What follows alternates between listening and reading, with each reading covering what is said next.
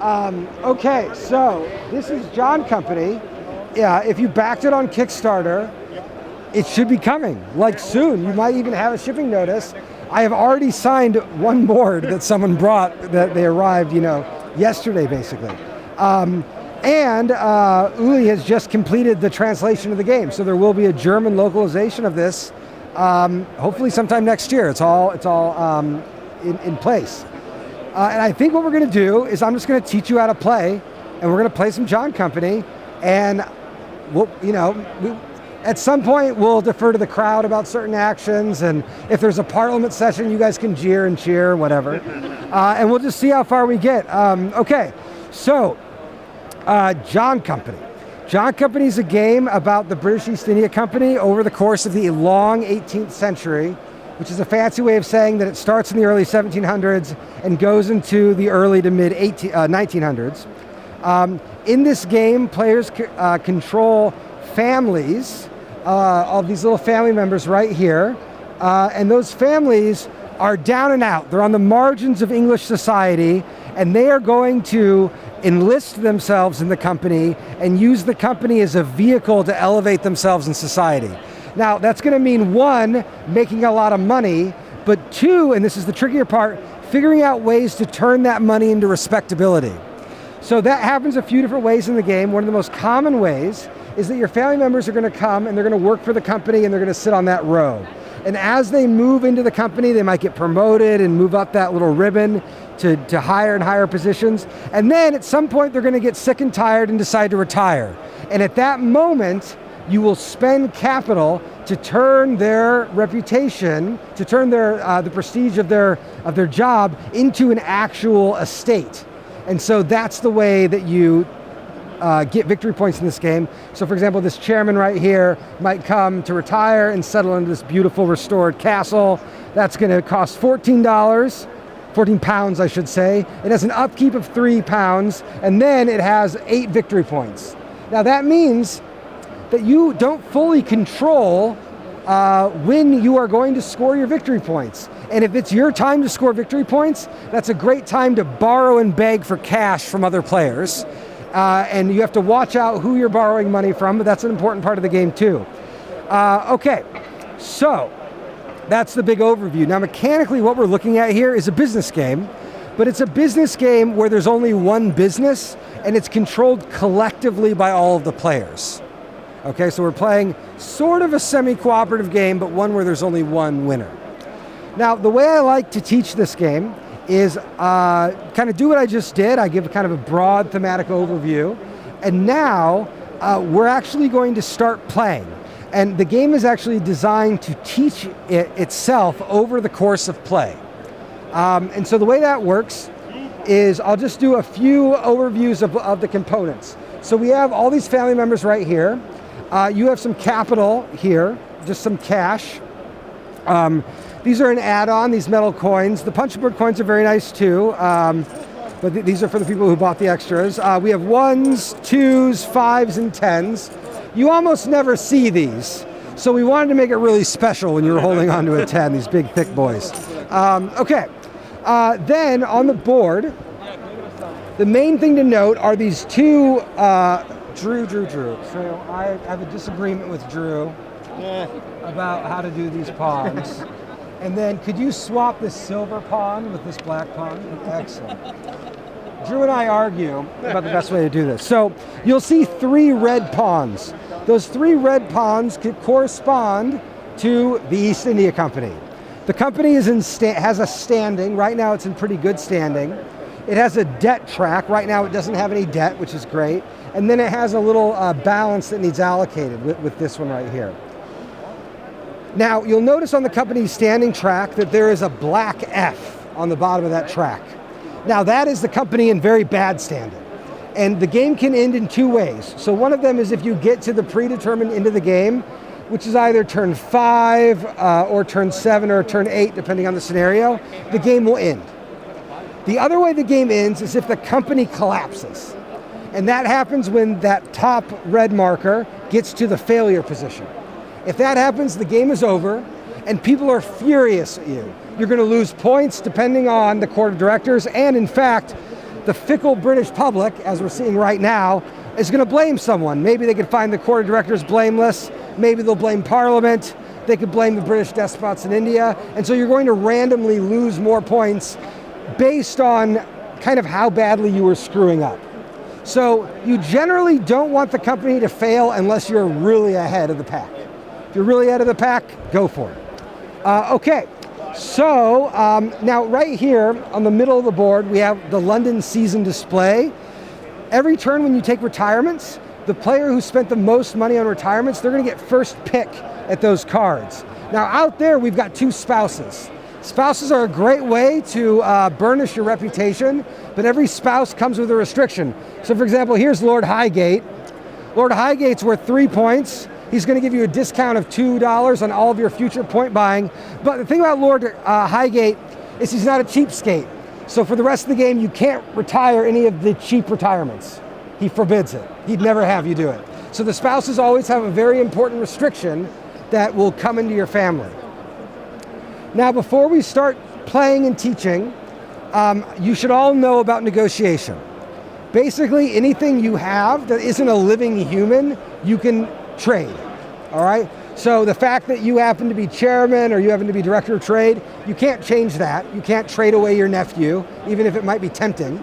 But you can trade money. Any assets you might have, that shipyard of yours over there, you're welcome to sell.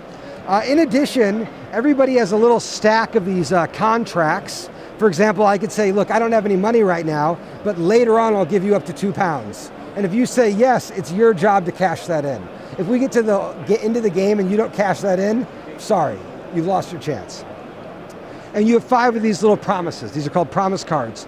If you have any questions about how these are played, on the back of them, you'll see all of the clarifications and timing windows described. All right. Well, we are now ready to start playing the game. And oh, you know what? Actually, there's one more thing I want to talk about, which is the general organization of the board. So we have these company tracks with the red pawns. Then we have this red ribbon. The red ribbon is the order of play. And every turn we're going to slowly go through the order of play. Now, in the center of the board, there are the 3 company armies. Now, each of those armies is associated with one of 3 presidencies. The British East India Company, whatever else their faults, knew that India was a very large place. And so what they did was divided their trade efforts into 3 zones.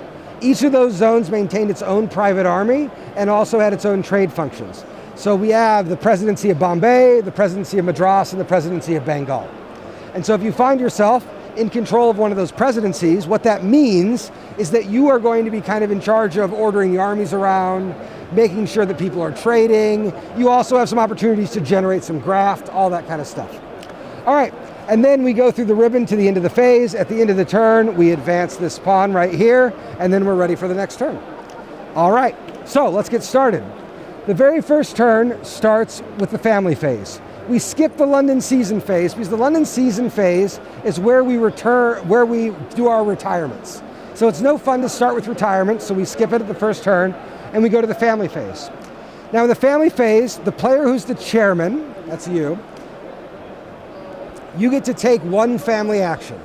And then going clockwise, every other player will also take a family action. Now when you take a family action, you'll take this little glass bead and you'll put it on the matching action that you took. Next turn, if you take an action where your glass bead is, you can do it twice. That's all the glass bead does. All right, let's go through the actions. So 3 of them involve buying enterprises. You could buy a shipyards, a workshop, or a luxury. Those are right here. Luxuries are worth victory points. Shipyards, the way shipyards work is you'll buy the ship, for example, the James here, and that comes onto your shipyard. The cost of every enterprise is indicated in the top left, so you'll pay £2 for that. And then some have some special icons. This is a vote icon, which is going to give you some political power. And you'll note that when you have the ship off the shipyard, it has a little 1 on it, which means it's going to generate £1 a turn. So that's the shipyard. Now let's look at the anatomy of the workshop. A workshop costs £5, but it's worth twice as much political power, and it also has a guaranteed income. And you'll note in the bottom right, it says if fail, 1 victory point. Now what that means is if the company fails, Well, England needs to get its cloth from somewhere, maybe they'll buy it from you. The luxuries also have a little window icon. Now this window icon is called a window tax. And I'm going to try to avoid historical commentary, but I just love the idea of window taxes. So a long time ago, they wanted to tax the wealthy, but they didn't have income tax returns. They had no idea how much people were making. So some bright person came up with the idea that if you count the number of windows on a house, it's actually a pretty good indicator of how wealthy they are, because the bigger houses are going to have more windows, and the people who can afford more to pay more to heat those houses. In some parts of Europe, for instance in Germany, they had chimney taxes, which obeyed the same logic. How rich is that person? I don't know, how many chimneys do they have? So whenever you accrue these windows, know that if an eat the rich government comes into power, you might get eaten. All right, those are the luxuries. Okay, so we're going to start with you, and we're going to go clockwise, and you can select one of these options. The other options that you have are enlist a writer, which is you take a family member and you're going to put them in one of the 3 presidencies, Bombay or Madras or Bengal. Now the writers were the junior clerks of the company. This is the entry-level job. It's free to do. And if they get put out in the field, they might make a little money. You can also enlist an officer. When you do that, you put them above the military affairs box and that little pistol icon.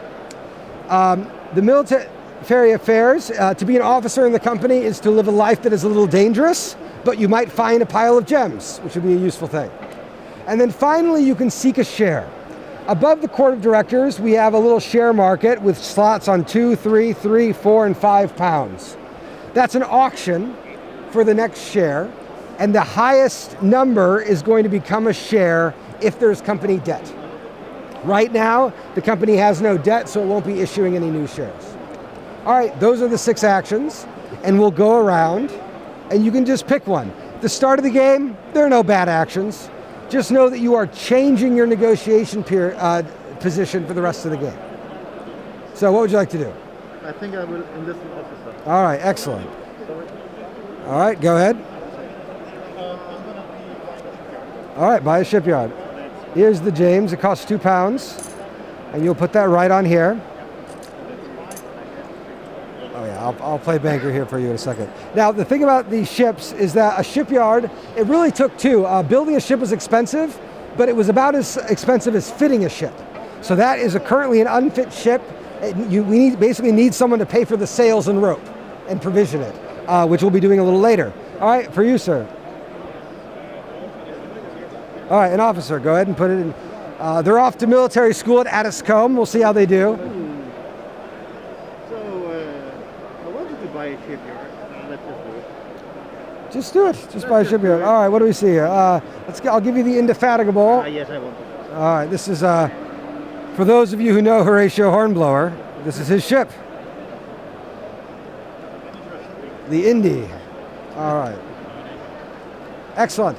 Okay, we've now finished the family phase. Now, you'll note right here it says the firms phase. If the company has lost its monopoly and other players can start their own personal companies, that they would be operating right now, but we're going to avoid that. Then we go to hiring. Now, you'll note that some of you have office cards. Here's an office card. An office card describes the actions that it takes on the card, and then on the back of the card, it describes the vacant office with this poor empty chair. Now, what might happen is sometimes there are going to be vacant offices sitting on the board. During the hiring phase, we fill those vacant offices. This is turn 1 though, so we don't need to worry about that. And we then move on to the chairman. Now, what I'm going to do for this first turn is when I'm demoing the game, what I like to do is I will gently help you take your first turn. Because there are a lot of levers and tools that you have. And so the way I like to teach this is I will run through and I'll kind of like take each action. By the end of the first turn, we will all understand how everything works. Don't worry, I won't take a horrible action for you. And then turn 2, you can say, I think I got it. And I'm going to just do it myself now. All right, so we'll start with the chairman. Now, the chairman card says that the first thing you can do is you can take some debt. Now, this is your great power. You can take up to 3 debt without anyone's permission. And if you have a majority of shareholders, which are over here in the court of directors. We have 2 yellow, 2 purple, a green, and then the chairman piece itself counts as a share. If you have a majority of shareholders who agree with you, you can take even more debt. So for this first game, I'm going to suggest taking 1 debt. So go ahead and advance that debt track by 1, and then if you want to increment this to 10. Perfect. So we've just added, out of thin air, quantitative easing. We've added some money into the pool. Now, and you'll see that's £5 per debt taken. Then you must allocate all of the company money. So you need to reduce that track to 0, and you do that by putting coins on these banks. So let me give you £10. Yep, there's 2. Here's, let's see, 3, 4, that's 6, 7, 8, 9, 10. So here's a pile of cash. You can distribute that among any of those boxes, except the military affairs box, which doesn't have money in it. So any box has a stack of coins. All right, excellent, yep. Do we need ships? I would recommend putting 2 in shipping. That's Trey, yeah, the next one over, yep. And then, you know, I mean, you're the president of Bombay, you could put some in Bombay. A little more, that's fine, can't hurt. And then you've got £2 left. Yeah, there you go. Yeah, put the ships in there, that's fine. All right, a perfectly adequate thing to do. Now, if you own a presidency and it didn't get any money, next turn make sure that doesn't happen and beg the chairman to fund you. All right, so that's the chairman. The chairman's operated. And so go ahead and take that silver pawn and move it to the director of trade. Now we go to the director of trade. Now the director of trade, that's you. You have a very, very important job. So first, you can send a trade envoy. And when you do this, you see those that map of India. The circles on the map are orders. That's places where money can be made. And when we fill orders, we always start on those thick bordered circles on the edge. There are 3 of them, Bombay, Madras, and Bengal. Now, when you trade in India, you have to trade on the coast first, and then you can move deeper in. And the amount of money you make is listed on the circle, simple. But some of those orders are closed. Now, they might be closed because they hate you. They might be closed because they've never heard of you. The director of trade can change that, maybe in both ways. The director of trade, you can send a special envoy and try to open up those orders. Now, to do this, you have to take an action. The thing about John Company is that in this era, business was risky. And so whenever you take an action, you have to take a check to see if you're successful. And the way this check works is very simple, and it works the same for all actions. You're going to get dice by spending resources. In the case of you, you'll see that the director of trade, every dollar, every coin you spend is a die. So you're gonna, let's say you spend 4, okay? Then you're gonna roll those dice, and you're only gonna look at the lowest number. If it's a 1 or a 2, you were successful. And with the envoy action, you can take 1 closed order and remove the token, okay? Now, if your lowest roll was a 3 or 4, you failed, but not that many people cared that you failed. If your lowest roll was a 5 or 6, like let's say you had rolled that, you failed in a way that was very public. And so you are immediately fired in disgrace. All right? So, you have £4 to spend. Or sorry, yes, £3 to spend.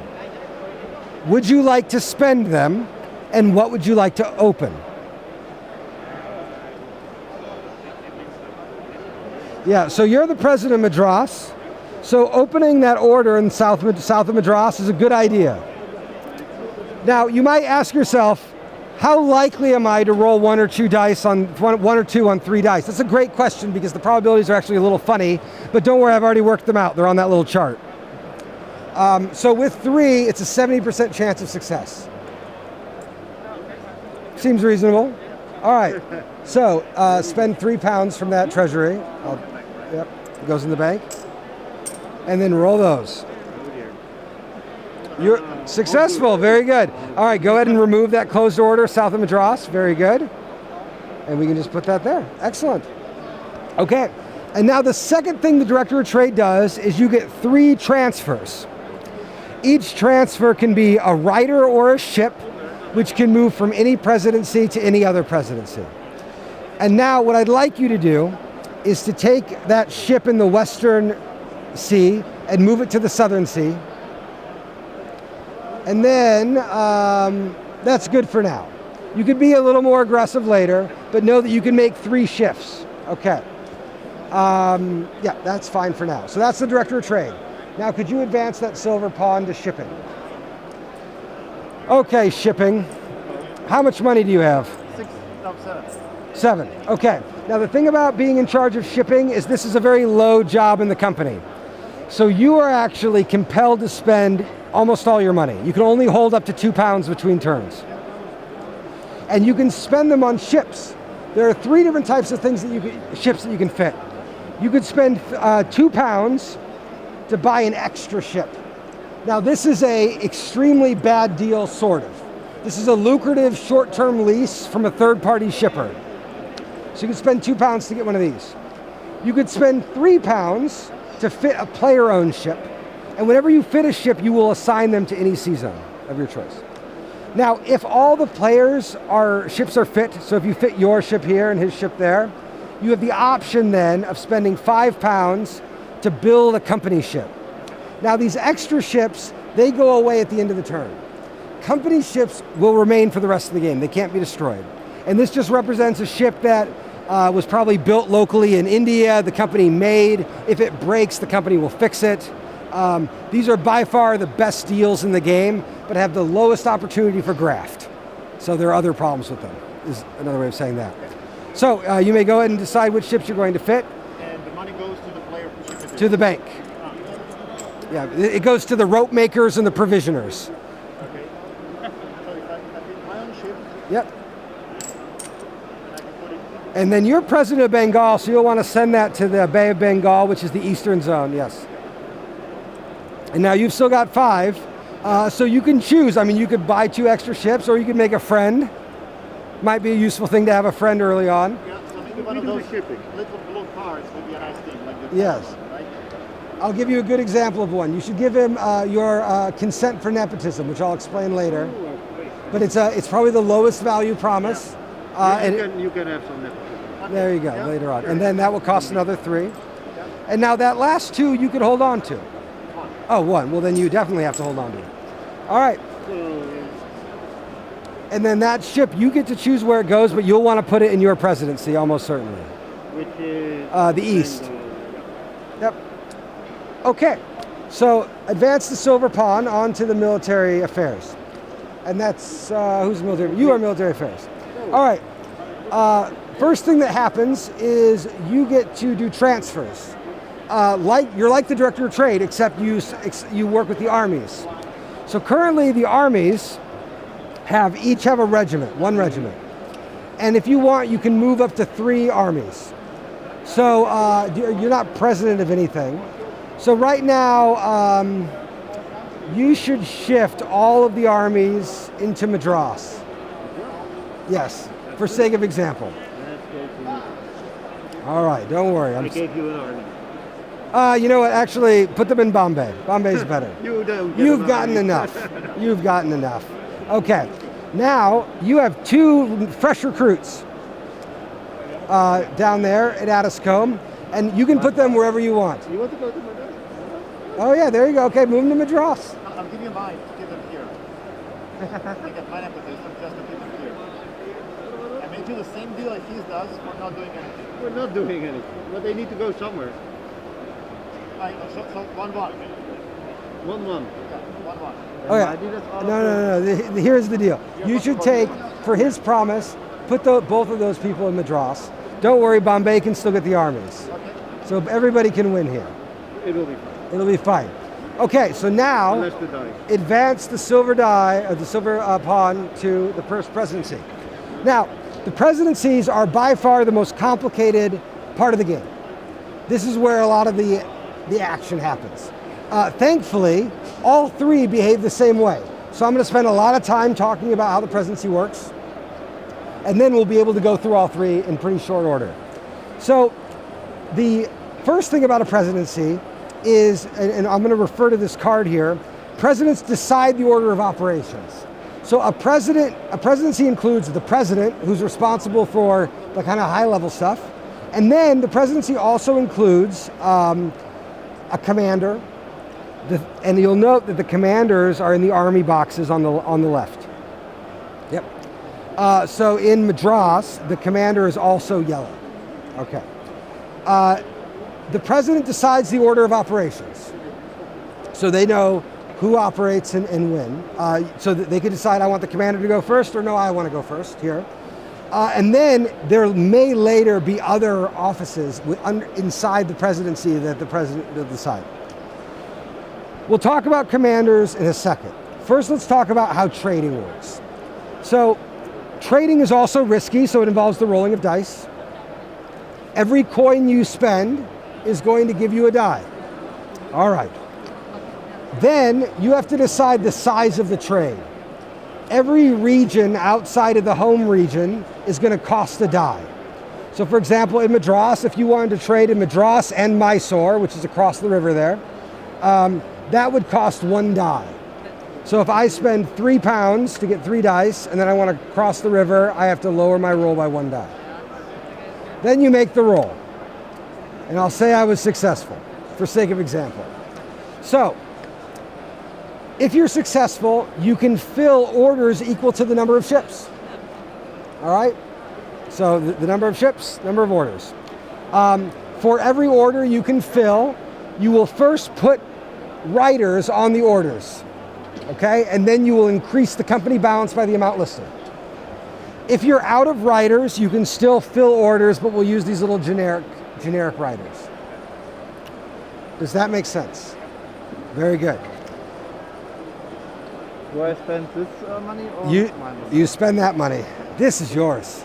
This is the company money. Okay, so does that make sense? It's all clear? All right. After you have finished your order, you get bonuses. Whenever in any of the play aids, if ever you see a green box, it means there's going to be some personal graft. The president is going to get a bonus equal to the number of orders they fill. In addition, every writer who's placed will get £1 for being placed. And that is money not to the presidency, but to the player, to your own pockets. All right, let's start. I have a question. Yes. There's a pile of money, right? Yes. With no ships. But no ships. Yes. So that means you can basically spend a lot of money, get a lot of dice, and basically try to lock in. You can't even take the action. And you can't even take an action if you don't have ships. Correct, yep. So no trading will happen in the West. However, there is something else we can do with that money. All right. Now what I'm going to do is commit like a very, let's see, let me look at this. Yes, okay. So that's trading. We will be rolling for trading soon, but before we get trading, we're going to talk about commander's work. So who here is the commander of Bombay? I think it's blue. All right. So commanders have the ability to go invade India. Now you don't have to invade India. It's risky, people die, it's horrible for political stability, but there's a lot of money in India, and this game is pretty clear about why the company happened the way it did. So the way this works is when you want to attack a region, the amount of dice you get to roll as the commander is equal to how much of the army you want to exhaust. So you see how you have those 2 officers in, or 3 regiments in Bombay? Every regiment is a die that you exhaust, is a die. The strength of the region is the amount of dice you lose. So in Bombay, that's the height of the tower. So right now, Bombay only has a height of 1, which means only 1 die is taken away from the roll. Okay, so if the commander of Bombay wanted to attack, they would roll 3 dice minus 1. Now, that's not great. That's a 55% chance of success. Now, what you can do, though, is you can ask the president for permission to buy a local alliance. So you could buy that 3-strength local alliance for £5. I mean, that's just a lot of money just sitting there. We need to make money, right? Yeah. Now, £5 is a lot of money out of Bombay. You might sweeten the pot by offering that player one of your dollars. Sure. Just a little side graph. And my yellow card, please. I can give you your yellow card or $1. No. Just take your pick. Then I will sit on the money. I think it might be worth the $1 in the card. It's right on the edge. Let's do it then. It's hard. It's funny, the negotiations in this game are often a lot more about leverage than price finding. So it's less about how much something's worth and more about how much do you want to be able to hold over their head in the future. Okay, so go ahead and buy that 5, which is the Rajaput Prince, I believe. All right. And this goes to the bank? That goes to the bank. Okay, now, you may exhaust however much you'd like. The reason why you might not want to exhaust everything is that whatever you've left unexhausted is the defensive force. So that's something that's actually going to protect what you're conquering. So, but I really like the chances of 4 dice. All right, there's 5 minus 1 because of its strength, and go ahead and roll those. Oh my goodness. A narrow success. All right. That's great. So, congratulations. See that little, so first we need to figure out the loot. Every tower level is 4 pounds, and that loot token is worth another 4 pounds. So that's 8 pounds, and that 8 pounds is going to be paid out to everyone who participated, 1 per piece. In this case, the commander and 3 other pieces. So the money paid to the other pieces goes out of the game, but you as commander will take 2. Does everyone understand that? So 8 paid out among 4 pieces, 2 per piece. You've also now created a new region. So open up all the orders in Bombay. That order gets opened, I'll take that. And that tower will set aside. And you may put this where the tower was sitting. That's a new part of the company ribbon. And this is the governor of Bombay, an extremely lucrative position, which has now been added to the company ribbon. No one occupies it right now, but we will hire it next turn. Okay, and that's the president of Bombay. We now move to the president of Madras, which is green. Now Madras, you have a small army, so if you wanted to talk to Yellow about invading Madras, you could, but you've only got 4 pounds to spend. It might be better to spend that money trading. Okay, so how much would you like to spend? So that's only 3 pounds, that's 3 pounds. Okay. You want to try it? Let's do it. The company's got to make its money somewhere. Right now it's broke. We'll take this and this.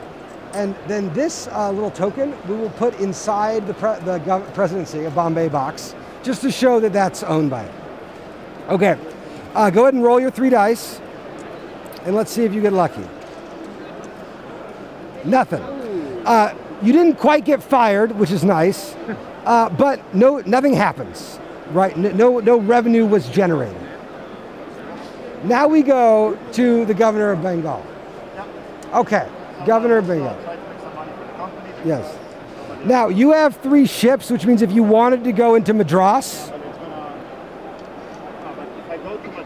it would lower your roll by 1 die. Okay. It's up to you. Thank you. Oh no. Oh, that's quite bad. Okay, now, the money's gone. The silver pawn advances to China. Now, we haven't started trading with China, so we don't worry about this. Now, I'm just going to say, well, we'll say about it in a second. So then we do bonuses. Well, bonuses are great. Look at your personal holdings. If you see any money signs on them, you take that money. So here's 2 pounds for you and 2 pounds for you. You get a pound as well. And now we go to revenue. Well, this is an unfortunate meeting to be at. This is like you want to be called sick in this day. All right, so the company has expenses. Every ship in the seas, 1, 2, 3, 4, 5, that needs paid. In addition, every army piece that's a regiment or officer, 1, 2, 3, 4, 5. And then every debt, so 5, 5, 1 for the debt, that's 11 total. Now, we don't have any money. And so that's bad. And so what we could do is take 3 emergency loans, which would do it. But at the start of the game, can I have that Royal Protection card?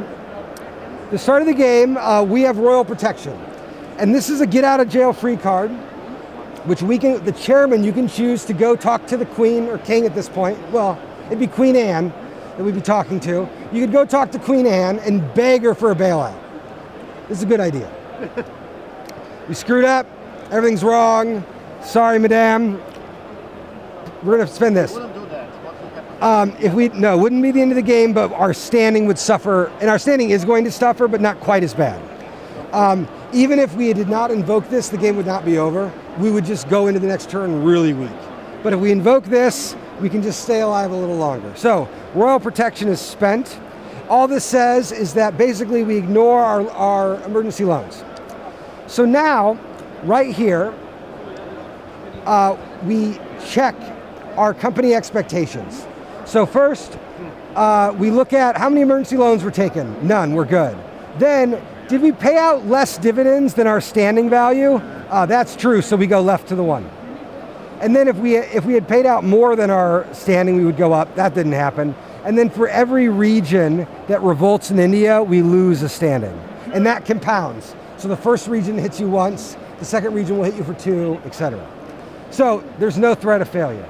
All right, that is the revenue phase. Now let's say you had a bunch of money. That would have been nice. One of the things that you do as chairman is you can decide to pay out dividends. Every dividend costs the number of pieces here. So 1, 2, 3, 4, 5, 6. And for every £6 you spend, 3 will be given to yellow, 2 to purple, 1 to green. So maybe next time. All right, the yellow pawn advances to the events in India. Could you hand me that stack of events? All right, so this is the event phase. And if you're teaching this to your group, only one person at the table needs to know how to work this thing. And I actually recommend teaching this game more like a role-playing game for newer players. It does turn into a kind of heavy Euro once you actually start playing it, but not everyone needs to know how this works. So, what's gonna happen? Who do we blame most for the failure of the company so far? I think the chairman. I mean, I don't know though, you rolled awfully bad. Because we need somebody to roll this die. Yeah, you've done terrible so far. Okay. Make him in. Yeah, all right. Roll that die. All right, 3. So first, there are storms in the south of India. So we're gonna roll for each ship. I'll do the top ship first. It's a 3, so flip the ship over. That just means it's fatigued. And the bottom ship, a 3, is fatigued. All that means is that if it gets fatigued again, it'll be sunk, which just means it gets returned to the thing and has to be refit. All right, now we're gonna do 3 events. The way the events work, I'll put them here for example, and then I'll move them later, is we're gonna flip 3 cards. This is turmoil, and it happens in Madras. So close the top order of Madras. Now, if there was a writer there, they'd be killed. Thankfully, that didn't happen. Our second event is the peace event. So this is great news. Basically, there was a war. You see that elephant on the board? The elephant is where there's a political crisis. And if the elephant right now, Maratha is pointing at Delhi, and they are attempting to revolt, but they've reached a settlement. So any order that is closed on either side of the dotted line gets removed. Yep. And then both of those regions get stronger. So put 1 level under each. Good for them. Yeah, good. Look at that. They're doing fine. And now the elephant is going to move to the top of the stack. So it just so happens that it moves back to Maratha. It will stay right where it's at. Oh wait, no. Yes, it will stay right where it's at. And then the third event is a crisis. Well, that's bad. So it looked like things were okay, and then there was a crisis. Now, the way the crises work is we have to figure out who the attacker and the defender is. In this case, Maratha is revolting against Delhi. Delhi has a strength of 2. Maratha has a strength of 3 plus 3. So 6. They win. Take the flag off of Maratha. No, that's Delhi's flag. It'll be a little stiff. Just pull it right out. Okay. That means that it's now an independent state. It's got its own thing. And now the elephant is going to move to the Punjab, the border of the Punjab facing Delhi. Just like that.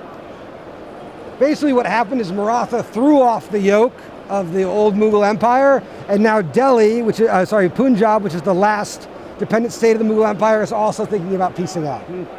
All right, so the Mughal Empire is collapsing. Now the last thing that needs to happen is whenever a region revolts, all of the orders in the region close. So these two tokens you can put in Maratha. Now they're their own state, and if we want to start trading with them, we need to reach out to them. They're not going to call us. By the way, I'll just briefly mention this since I've got the box here. Oh boy. We tried with the development of this game. This game was in development for many, many years. And so we put player aids everywhere. So your board, everything I've described is written on your board. If you have questions about what you can transfer and how, it's written right here. If you have an office, it will tell you how the office works on your card. In addition, this sheet describes all the offices in the game. This is basically like all the rules on a single page. And then the entire event phase is written here, right? And so we had this turn a rebellion. We did this thing, the attacker removed the flag, close all orders, etc. On the success, on the failure. And so if you have questions about what I'm talking about, you want clarification, I'll probably just hand you this. Okay. All right, next we go to Parliament. Now, you're in charge of Parliament, you're the Prime Minister.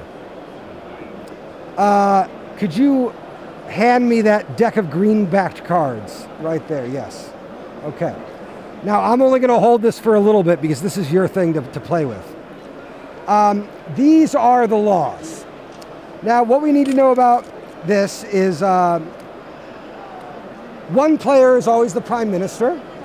They get power and prestige for being the Prime Minister. It's a good job to have if you can keep it. But you are responsible for showing that government is functioning. Every turn, you're going to come to Parliament with a law that you want to pass. If this law fails, you lose your job, and the person who voted the most against it gets the job. We'll mark that with this little leader of the opposition token. So for example, you could have a real stinker, and you might be the leader failing it, and someone else could start failing it harder so that they become the new Prime Minister. Okay, now, what's a law? Here's a law, trade regulations. A law is a card that will permanently change the rules of the game. Trade regulations say that each president's bonus is added to the company balance. Now, remember how I said every president gets a pound for every order they fill? Well, now that pound goes to the company itself. So this is great if you want the company to pay shares, not great if you're a president. Now, one other thing about these laws, so basically the way this is going to work is you get to deal up to 3 cards. And you can decide if you want to flip one or stop flipping one. And then once you've dealt those 3 cards, you can pick any of the 3. Now you might ask, well, why wouldn't I always deal 3? Well, it's because some of these cards are red. And if you deal one of these, this is a crisis, and you have to pick it. And these are horrible. It's very hard to make money passing one of these. So the masses might demand enfranchisement. There could be a war with France you have to deal with. It's much easier when you just get to pick fun stuff. All right, so that's the first part of picking a law. The second part has to do with that fancy wheel. Could you pass that over to me? All right. Now, every law card in the game has 2 parts. It has the text of the law, and then it has a policy consequence. So this law, if you do trade regulations, it's going to impact shipping companies. And it also has a starting popular support. This one starts at -1, so it's failing. Support needs to get to 0 or higher, right? That can't be a negative number. Now, what does it mean to affect shipping companies? Well, what it means depends on this magic wheel. There are 4 different types of enterprises in the game. There are shipping companies, there are luxuries, there are factories, and there's also shares. And they can be affected in 3 ways. A bonus means that everybody gets $1 for each of them. A tax means that everyone needs to pay $1 for each of them. And if you can't pay, you lose it. And power changes how many points they're going to be worth at the end of the game. Okay? So, as Prime Minister, you need to affect shipping. So you can swing this arm clockwise or counterclockwise to the first symbol that matches, which means if you choose trade regulations, you can tax the shipbuilders or you can give them power. And if the law is passed, this will happen too. If the law is not passed, the new government gets a retribution policy, and they can pick either adjacent thing. Okay. All right, now that's a lot to handle. So I'm going to act as Prime Minister, and I'm going to do my best to keep you in a job. Okay. So, ideal trade regulations. Now looking at this table, there are 3 people who have presidencies. It's horrible. This law is never going to pass. Not unless I do a lot of bribing. So let's go again. The Calico Acts.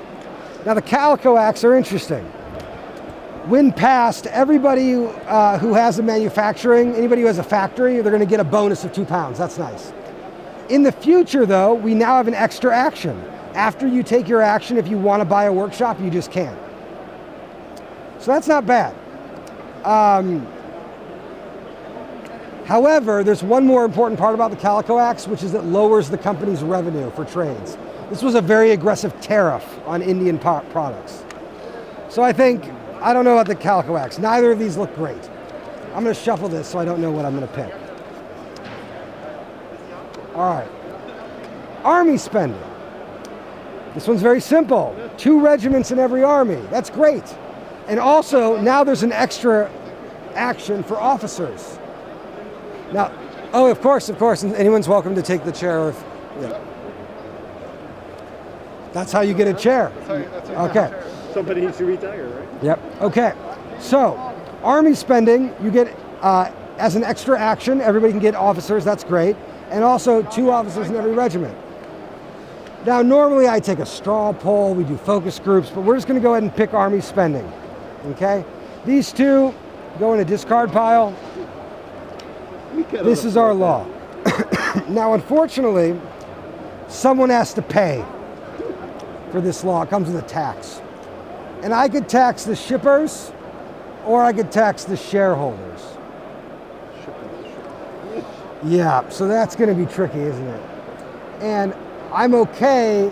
I think in this instance, we definitely want to tax him because the shippers have political power.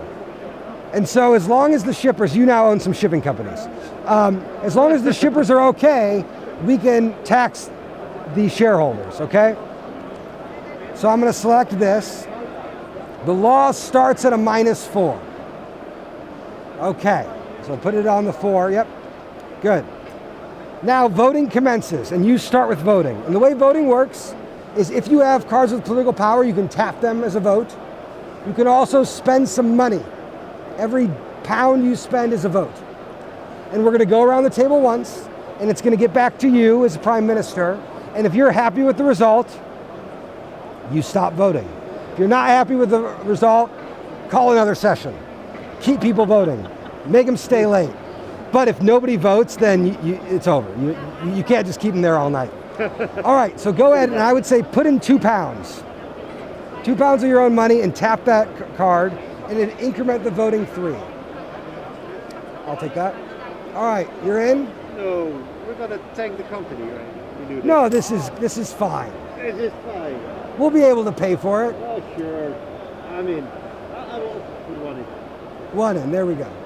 Now, if you want, this is a place where if you can get this person on your side, you could embarrass the Prime Minister. Or if you were really, you might be able to spend out of pocket. Yeah, But that's a lot of money. yes. Then you're paying free. So. Yeah. But I have to pay me or You would have to pay for votes. Yes, but if this. Yeah, so you're gonna owe 3. So definitely don't spend this, just in case it fails. I might help Phil later. Yeah. Hi. Would you like to vote against this law?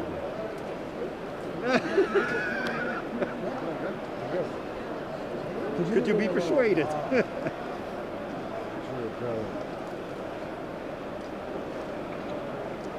Also, Maybe if I give you later 2 pounds. yeah, so Sorry to interrupt. I'm This from one? the French food community. Oh, yeah. You have discussed with Stefan, I guess. yes. Can I have the signature of my role? Of course. They will be enchanted. Listen, that's nice. They are very great fans of your works. I saw that the Then I huge will not. tournament. It was awesome. So cool. We're launching it for next year. I will vote If you'd against like to it come to with France, you're no welcome. money. I might take But I it. have no power. Thank you for everything you have done. Well, No food. thank you so much. Yes. Then I don't But eat. you were presenting me with a playwright to sign. Not on my side. Yep. Tap. Yep. And that's the little ballot box. So you can go You don't have to turn it in. Yeah. And then go ahead and advance that to 4. Before, No, sorry, to 2. you really want this. Two. All right. Now it's back to you. It's passing. So stop the boat. Looks good. All right, it passes. You get a pass law token because people really liked you. And this just gets tucked right here. We'll put them over here. Put it at the top. You can put it in. Just to remind us. Okay.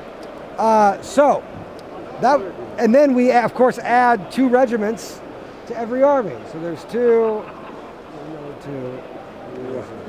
Okay. And we'll worry about paying for them later. That's, we're excited about getting the new TV. We don't know where we're going to put it yet. Okay. So we then go to the last step, which is cleanup. So any orders that were filled, we would put them off the thing, and then all of the armies, the regiments all go to the top of the boxes. Beautiful. All right, we finished the first turn. We didn't fulfill any orders. We didn't fill any orders. Nice. Yes. All right. Exciting phase. All right. All right, This is where we you need can to score see who's going to score points. Roll 1 die for every one of your officers. On a 1 or 2, they retire. On a 3 or 4, they get a fatigue, which will make your rolls better in the future. Yes. And on a 5 or 6, nothing happens. On a 5 or a 6, they're out. Wait, no, on a 1 or 2. Oh my God, am I doing it backwards? You add. Oh yeah, sorry, 5 or 6 they're 5 or out. 6. 5 or 6 they're out. I'm crazy. Crazy. I forget. We changed that way through development. Has retired. Yes. Changing the rules on the fly. No, Thank you. it used to be the opposite. Yeah, chairman's. fatigue. No, this is actually very good news. So, that's fine. Yeah, and then this 5 or 6 will retire. What? Sorry, the tax should have gotten paid. So go ahead and pay your £3 for your shares. Everyone needs to pay £1 for each share. Yes, Oh, yeah. you have to pay 2. It was cheaper if you took my offer. It's all right. Now he knows for next turn to trust Now you. I'm not the chairman. Yeah, well, we'll see. That might be in it. You might still be the chairman, but we'll Yeah. find out. Okay, so the people who retire, you take this piece and you put it in the pensioners box, right there. So that President of Bengal, if you can move them, and then the Director of Trade, this one, okay, and then of course the chairman, and then any of the cards that retired. That's number? Just put them there, and then from lowest number to highest, like that, yes. Yep, beautiful. Oh, Cute for that player. put that on, yep, right on there. Okay, so now we have to do our retirements and score points. Starts with the chairman. You can take your chairman, you can score any of these points. You have £3 to your name, so you can't quite qualify, but surely you can get $1 from somewhere. Does I'll any give you give $1 for your $2 prize? That's a very good deal. But what for this? No. I want to do it with $2. You can pay later. him back later. You need it now. Yeah. All right, so go ahead and move your piece to this box, and then you will score 2 points. Okay, let's end the game right there. Yeah, just he's ahead. Okay, now going clockwise, you have a retirement to make as well. You have £4, so if you would like, you can send your person here. It's not bad. Unless you want to really borrow some money.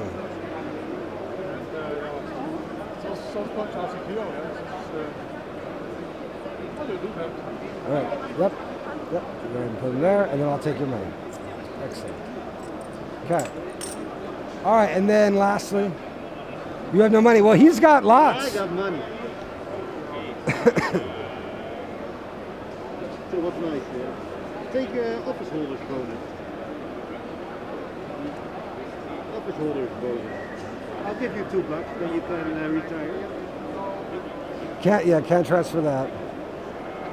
You can give him your shipyard. Oh, that's also fine. Sure. There you go. So two will put you there. It's not bad. Now, this isn't worth victory points, but it will give you something, which I'll show you. Sorry. No. It's worth. So now, we look. He just goes away. It's just No prestige. No prestige. Okay. So now, Windows and Prime Minister. The tiebreak. So now we look at who spent the most. Well, you spent 4, and you spent 4. Ties are broken first by the number of windows, how rich you are, in which case you both have 1, and then Prime Minister order, which is from you. Oh yeah, have that. So going around clockwise, you get to retire first. Now you can pick any of those lovely spouses, or see that face down card? You may pick it up and examine it, and you may choose to take it or not take it.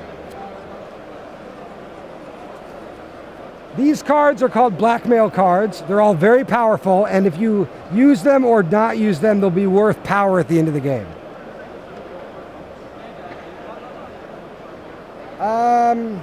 I'd skip it. That's a good card, but the spouses are better. Definitely.